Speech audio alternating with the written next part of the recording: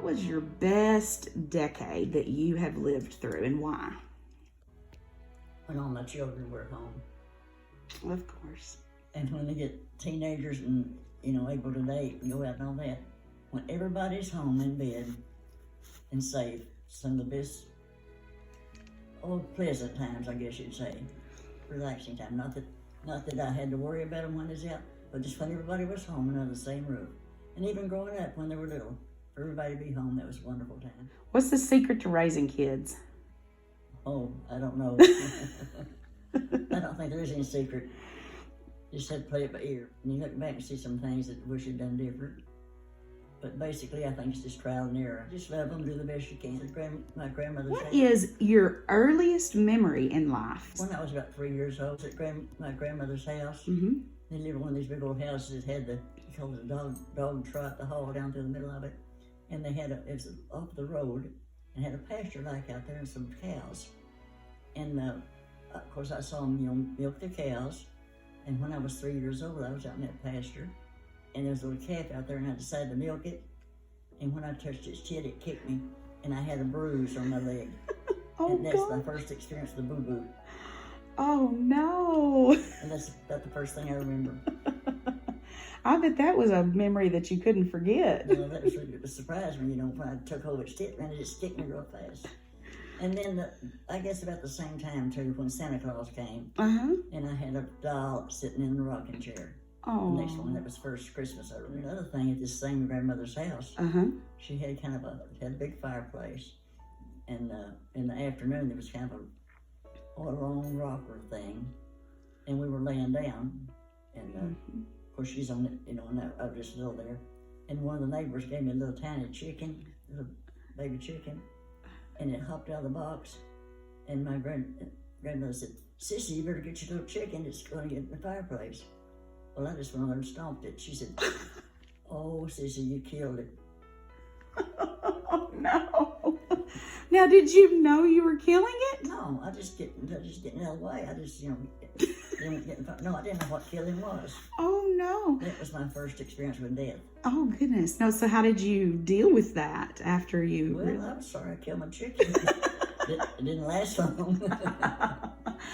Oh, did you get another chicken? No, that was all the chicken. Oh, my My goodness. grandmother wasn't too happy about it in truth, but I think I just kind of stomped it once and, just... So what do you want for your birthday? Oh, I guess another lady, a friend said one time, I guess another birthday. There you go. Not anything particular, just normal. Just be well and have a normal, see my friends, see my brother. And what do you think about all that technology, the new stuff? Well, I think it's great in a lot of ways. It's of course, it's a different world than I know. And what the kids do, with on their computers and get their homework and everything like that, it's really different. And I suppose it's a good thing. But several years ago, there'd be some new inventions, Mm-hmm. and I would think, the Bible says you get weaker, man gets weaker and wiser. And I think, well, there's been so much invented and everything. I don't see how there could be anything else.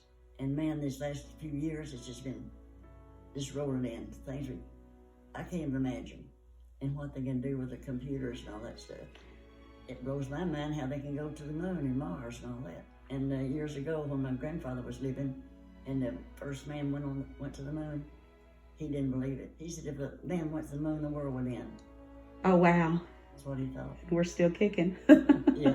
What for you has been the most important invention that you've seen throughout your lifetime? Electricity.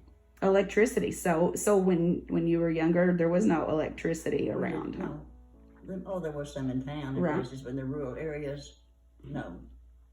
And it made everything much more convenient to have electricity. Besides just the lights, the little lamp light at night, kids have to get their homework back, or I did, and all that stuff.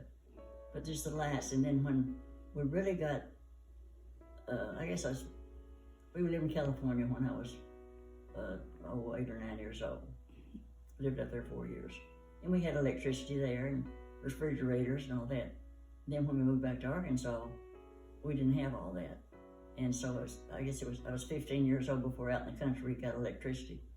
And at the first night, the electric lights on, I got out in the yard and looked and see how bright they were. So what do you do to stay young? I don't know, I just worked hard, raised my family, worked in the field, picked cotton, raised a garden, did a lot of work like that, helped mow the yard. My husband always worked, and we just a working family. Kids worked too, we all worked together. Anything special, but just ordinary daily life, you know. Your generation seems to be more frugal. What would you consider yourself? Would you consider yourself a spender or frugal, or tell me about your spending? A frugal person. Yeah, I don't just throw away something to get something new, you know, make it last. And yeah, I like to have new things and everything, but it's not so important to me. Things are not that important. Yeah. What is important to you? Oh, just life and friends and family, church, Yeah. God. What one person would you say influenced your life as much, if not more, than anyone Oh, else? my mother.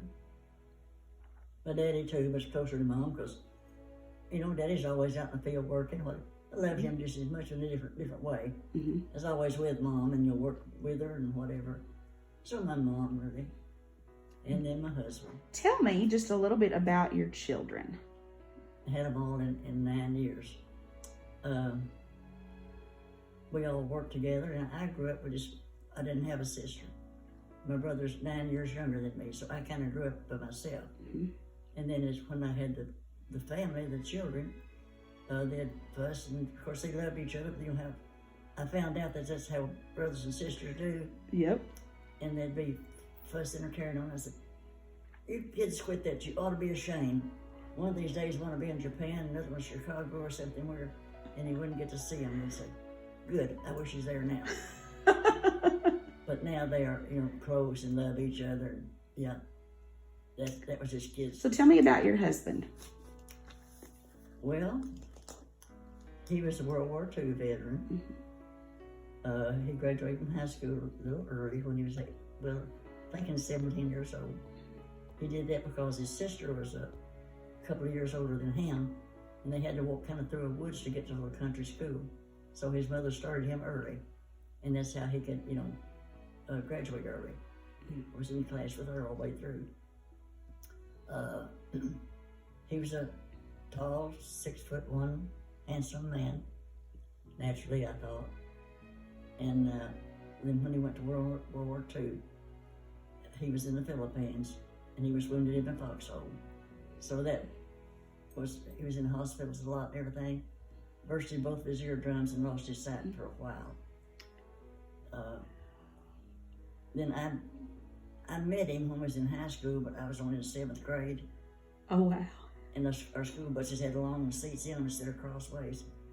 And the bus stopped to let me off. And I went by and he just kind of grabbed me and pulled me down the step, aggravating me, you know. Never ever thought that I would marry him. Oh. But really, I had dated a few fellows, not very much. And then he was going to get a new car right after the war. You had to order. You couldn't just go buy a new car. Had to be on order for a long time. And so we had double dated with someone down the road, my friend and her boyfriend.